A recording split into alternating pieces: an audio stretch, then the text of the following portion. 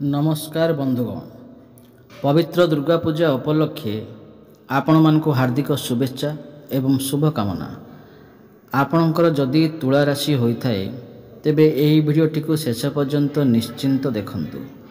तुला राशिर व्यक्ति विशेषक जीवन एही दशहरा ठारू बदलिबाकू जाउअछि, कारण ग्रह नक्षत्र मानकर चलन रे गोटे बहुत बड़ परिवर्तन हेबाकू जाउअछि, जहाद्वारा एमानंकर जीवन रे चलिथिबा समस्त दुख कष्ट एवं समस्यार अंत हेबाकू जाउअछि एवं पुणी थरे खुशी फेरिबाकू जाउअछि। देखंतु बुध शुक्र एवं सूर्यंकर राशि परिवर्तन हेबाकू जाउअछि एवं बृहस्पति मध्य वक्र हेबाकू जाउछंती, जहाद्वारा आपणक जीवन रे किछि बड़ हेबाकू जाउअछि।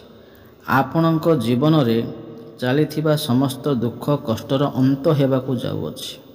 पुनर्बार आपणकर जीवन रे खुशी फेरिबाकू जाउअछि। तेबे आसंतु जानिबा एही दुर्गा पूजा ठारू आपणक जीवन रे कौन सब बड़ परिवर्तन हेबार अछि। ता पूर्व जदि आपणकर भी तुला राशि होइथाए एवं आपण जदि माँ दुर्गा को सच्चा हृदय रे भक्ति करुथांती विश्वास करुथांती तेबे यही भिडियोटी को लाइक करी कमेंट बॉक्स रे जय माँ दुर्गा अवश्य लिखि दियंतु।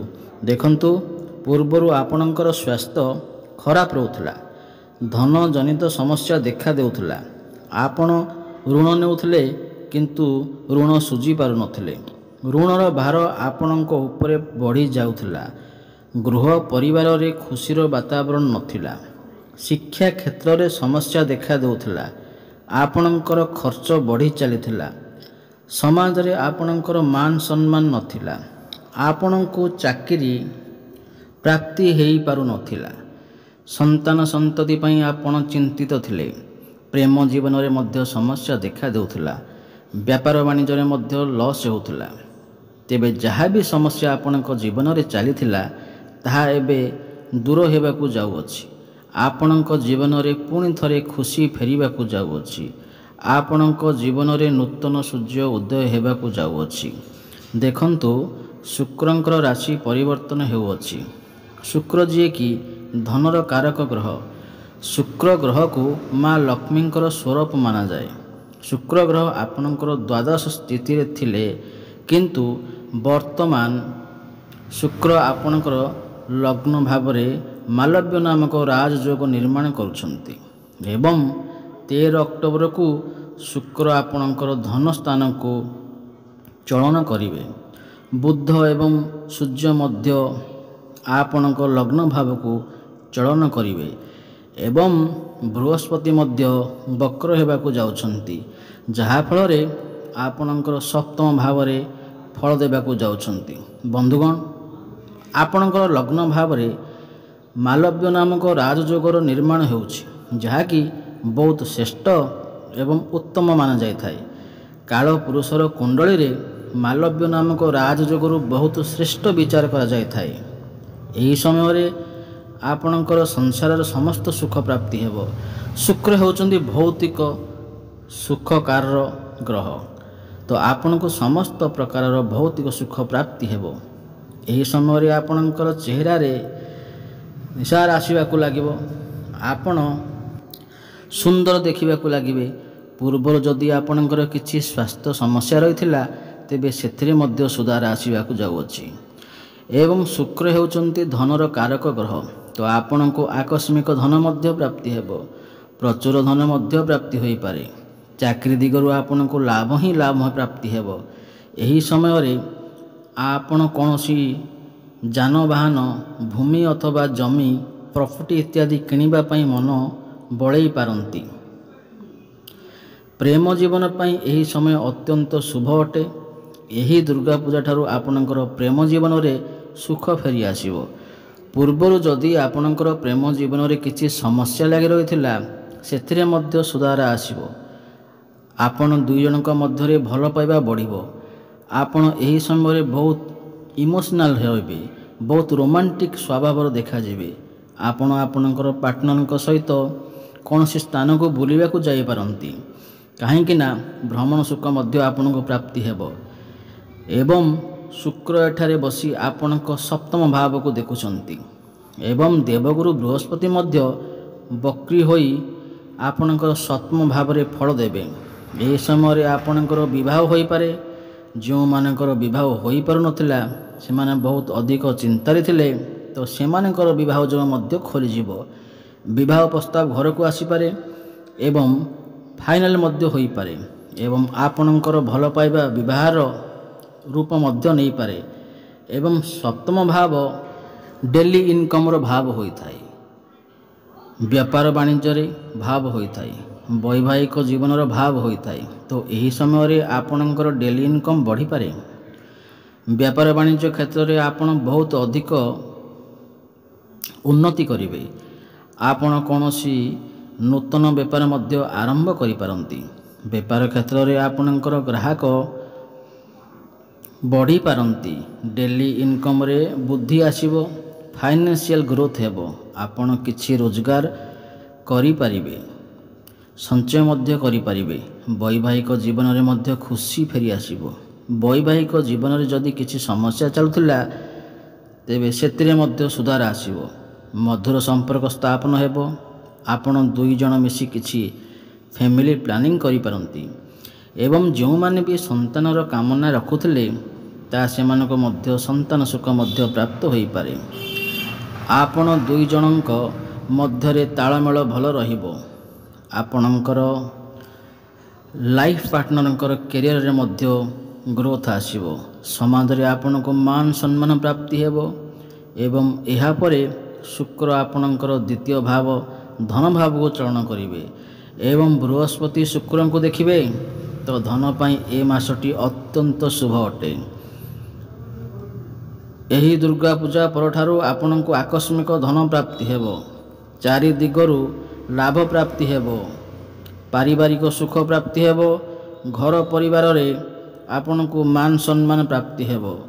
ଶନି ଆପଣଙ୍କର ପଞ୍ଚମ ଭାବରେ ବସି ଲାଭ ଭାବକୁ ଦେଖୁଛନ୍ତି, ଏକାଦଶ ଭାବକୁ ଦେଖୁଛନ୍ତି, ତା ଆପଣଙ୍କୁ ଲାଭ ପ୍ରାପ୍ତି ହେବ। ଆପଣଙ୍କର ଗୋଟିଏ କୌଣସି ବଡ଼ ଇଚ୍ଛା ପୂର୍ଣ୍ଣ ହୋଇପାରେ। ବିଦ୍ୟାମାନଙ୍କ ପାଇଁ ଏହି ଦୁର୍ଗା ପୂଜା ପରର ସମୟ ଅତ୍ୟନ୍ତ ଶୁଭ ଅଟେ। ସେମାନେ ସେମାନଙ୍କର ଶିକ୍ଷା କ୍ଷେତ୍ରରେ ବହୁତ ଉନ୍ନତି କରିବେ। ଏହି ଦୁର୍ଗା ପୂଜା ପରେ ଯଦି ଆପଣଙ୍କର କିଛି ପରୀକ୍ଷା ଥାଏ ତେବେ ସେଥିରେ ଆପଣ ନିଶ୍ଚୟ ଉନ୍ନତି କରିବେ। ଆପଣ କୌଣସି ଉଚ୍ଚଶିକ୍ଷା କରିବା ପାଇଁ ବାହାରକୁ ଯାଇପାରନ୍ତି କିମ୍ବା କୌଣସି ସ୍ଥାନରେ ଆଡ଼ମିସନ୍ ନେଇପାରନ୍ତି ଅଥବା କୌଣସି ଫର୍ମ ଫିଲ୍ଅପ୍ କରିପାରନ୍ତି। ଶୁଭ ଫଳ ପ୍ରାପ୍ତି ହେବ। ଆପଣଙ୍କର ମନ ପାଠପଢ଼ାରେ ଲାଗିବ। ଆପଣଙ୍କର ଜ୍ଞାନ ବଢ଼ିବ ଏବଂ ବୁଦ୍ଧି ବଢ଼ିବ। ଜ୍ଞାନ ଏବଂ ବୁଦ୍ଧି ବଳରେ ଆପଣ ବହୁତ ଉନ୍ନତି କରିବେ। ଦେଖନ୍ତୁ, ମଙ୍ଗଳ ଆପଣଙ୍କ ଭାଗ୍ୟ ଭାବରେ ଅବସ୍ଥାନ କରିଛନ୍ତି ଏବଂ ଭାଗ୍ୟ ଭାବରେ ଅଧିପତି ବୁଧ ଆପଣଙ୍କ ଉଚ୍ଚ ସ୍ଥାନରେ ଅଛନ୍ତି। ଏହାପରେ ଆପଣଙ୍କ ଲଗ୍ନ ଭାଗକୁ ଚଳନ କରିବେ। ଏହାପରେ ଆପଣଙ୍କ ଭାଗ୍ୟ ବହୁତ ଭଲ ରହିବ ଓ ଭାଗ୍ୟର ସାଥ ମିଳିବ। ପ୍ରତ୍ୟେକ ଦିଗରୁ କମ୍ ପରିଶ୍ରମରେ ଆପଣ ବହୁତ ଅଧିକ ସଫଳତା ମିଳିବ। ଭାଗ୍ୟ ବଳରେ ଏହି ସମୟରେ ଆପଣ ବଡ଼ ଇନଭେଷ୍ଟମେଣ୍ଟ କରିପାରନ୍ତି କିମ୍ବା କୌଣସି ବଡ଼ କାର୍ଯ୍ୟର ଆରମ୍ଭ କରିପାରନ୍ତି। ସେୟାର ମାର୍କେଟ, ଷ୍ଟକ୍ ମାର୍କେଟରେ ଏବଂ ଟ୍ରେଡିଂରେ କାମ କରୁଥିବା ଲୋକମାନଙ୍କ ପାଇଁ ଏହି ଦୁର୍ଗା ପୂଜା ପରର ସମୟ ଅତ୍ୟନ୍ତ ଶୁଭ ଅଟେ। ସେମାନଙ୍କ ଆକସ୍ମିକ ଉନ୍ନତି ହୋଇପାରେ, ଆକସ୍ମିକ ଲାଭ ହୋଇପାରେ। ଆପଣଙ୍କ ମନ ଧର୍ମ ଆଡ଼କୁ ଅଗ୍ରସର ହୋଇପାରେ। ଆପଣ କୌଣସି ଧାର୍ମିକ ସ୍ଥାନକୁ ଯାତ୍ରା କରିପାରନ୍ତି। ସାମାଜିକ କଲ୍ୟାଣ କାର୍ଯ୍ୟରେ ଆପଣ ମନୋଯୋଗ ଦେବେ।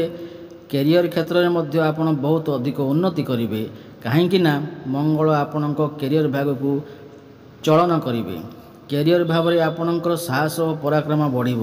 ସାହସ ଓ ପରାକ୍ରମ ବଳରେ ଆପଣ ସବୁ କାମ ସୁରୁଖୁରୁରେ କରିପାରିବେ। ପ୍ରମୋସନ୍ ହେବାର ମଧ୍ୟ ଯୋଗ ବନୁଅଛି। ଯେଉଁମାନଙ୍କ ପାଖରେ କୌଣସି ଚାକିରି ବାକିରି ନାହିଁ ସେମାନଙ୍କୁ ନୂତନ ଚାକିରି ପ୍ରାପ୍ତ ହେବାର ସମ୍ଭାବନା ଅଛି। ଉପରସ୍ଥ ଅଫିସରଙ୍କର ସପୋର୍ଟ ଆପଣଙ୍କୁ ପ୍ରାପ୍ତି ହେବ। କର୍ମକ୍ଷେତ୍ରରେ ଆପଣ ଅଜବ ଶାନ୍ତିର ଅନୁଭବ କରିବେ, କିନ୍ତୁ କାହା ସହିତ ଆର୍ଗୁମେଣ୍ଟ କରନ୍ତୁ ନାହିଁ। କଥାର ସମାଧାନ ଶାନ୍ତି ଉପାୟରେ କରନ୍ତୁ, ନଚେତ୍ ଆପଣ ଅସୁବିଧାରେ ପଡ଼ିପାରନ୍ତି।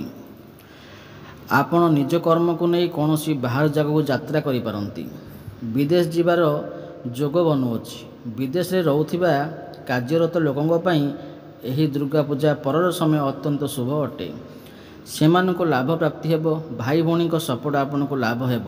କୋର୍ଟ କଚେରୀରେ ଚାଲିଥିବା ମାମଲା ଆପଣଙ୍କ ସପକ୍ଷରେ ଯାଇପାରେ। ଆପଣ ଏହି ସମୟରେ ଯଦି ଋଣ ନେବାକୁ ଚାହୁଁଛନ୍ତି ତାହେଲେ ନେଇପାରିବେ। ଏଥିରେ କୌଣସି ଅସୁବିଧା ନାହିଁ। ଆପଣଙ୍କ ମାଙ୍କ ସ୍ୱାସ୍ଥ୍ୟରେ ପରିବର୍ତ୍ତନ ଆସିପାରେ। ମାଙ୍କର ସ୍ୱାସ୍ଥ୍ୟରେ ସୁଧାର ଆସିବ।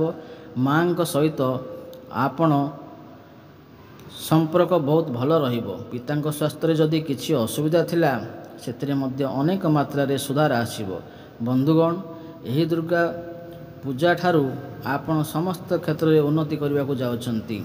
ତାହା ପ୍ରେମ କ୍ଷେତ୍ରରେ ହେଉ, ବୈବାହିକ କ୍ଷେତ୍ରରେ ହେଉ, ସ୍ୱାସ୍ଥ୍ୟ କ୍ଷେତ୍ରରେ ହେଉ, ଭାଗ୍ୟ କ୍ଷେତ୍ରରେ ହେଉ, ବେପାର ବାଣିଜ୍ୟ କ୍ଷେତ୍ରରେ ହେଉ, ସମସ୍ତ କ୍ଷେତ୍ରରେ ଆପଣ ଶୁଭ ଫଳ ପ୍ରାପ୍ତି କରିବେ। ଅଧିକ ଶୁଭ ଫଳ ପ୍ରାପ୍ତି କରିବା ପାଇଁ ମା ମହାଲକ୍ଷ୍ମୀଙ୍କ ଆରାଧନା କରନ୍ତୁ। ମା ଲକ୍ଷ୍ମୀଙ୍କୁ ପଦ୍ମଫୁଲ ଅର୍ପଣ କରନ୍ତୁ ଏବଂ ସୂର୍ଯ୍ୟଙ୍କୁ ପ୍ରତ୍ୟେକ ଦିନ ଜଳ ଅର୍ପଣ କରନ୍ତୁ। ପ୍ରତ୍ୟେକ ଦିନ ଆପଣ ହନୁମାନ ଚାଳିଶା ପାଠ କରନ୍ତୁ। ଆପଣଙ୍କୁ ଶୁଭ ଫଳ ପ୍ରାପ୍ତି ହେବ।